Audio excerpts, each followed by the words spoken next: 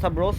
সবাইকে আজকে একটা লাইফ হ্যাক দিব, বড়লোক হওয়ার লাইফ হ্যাক, একদম ইজিয়েস্ট লাইফ হ্যাক, একদম কেউ দিবে না, একদম এক্সক্লুসিভ, শুধুমাত্র বদ্দার পক্ষ থেকে। আমি তোমাদের খুব ভালোবাসি, সেজন্য আমি শুধুমাত্র তোমাদেরকে বলবো। সেটা হচ্ছে, যদি খুব তাড়াতাড়ি বড়লোক হওয়ার ইচ্ছা থাকে তাহলে এখনই পকেটে যা টাকা আছে এগুলো সব বাইর করে শুধুমাত্র মানি ব্যাগের মধ্যে, মানি ব্যাগে নেওয়ার দরকার নেই, শুধুমাত্র পকেটের মধ্যে 5 টাকা, 60 টাকা, 12 টাকা, 15 টাকা, এর উপরে নেওয়া যাবে না।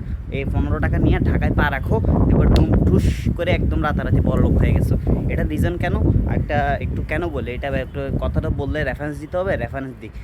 রেফারেন্স হচ্ছে, তুমি আজকে থেকে না, মানে এখন পর্যন্ত যতগুলো বড়লোকের কাহিনী শুনছো সবার কেসগুলো একটু স্টাডি করো, তো অথবা ওদের পার্সোনালি একটু জিজ্ঞেস করো যে ভাইয়া বা আঙ্কেল বা কী বলবা, যাই বলো, যাই ডাকো, আব্বা ডাকো, আম্মা ডাকো, আঙ্কেল ডাকো, আই ডোন্ট কেয়ার, যেটাই ডাকো, ওনারা জিজ্ঞেস করবো যে আপনি বড়লোক, এত টাকার মালিক কীভাবে হয়েছেন, হ্যাঁ আমাকে একটু বলেন না, আমরা কীভাবে কী করলে আমরা আপনার তো বড়লোক হতে পারি।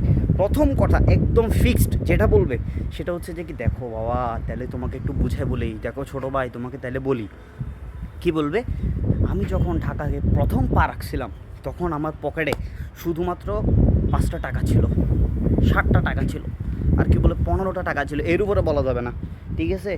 এর উপরে বললে বলতে পারো, যদি তুমি হয়ে যাও তখন, আর কি হওয়ার আগে বললো না আবার।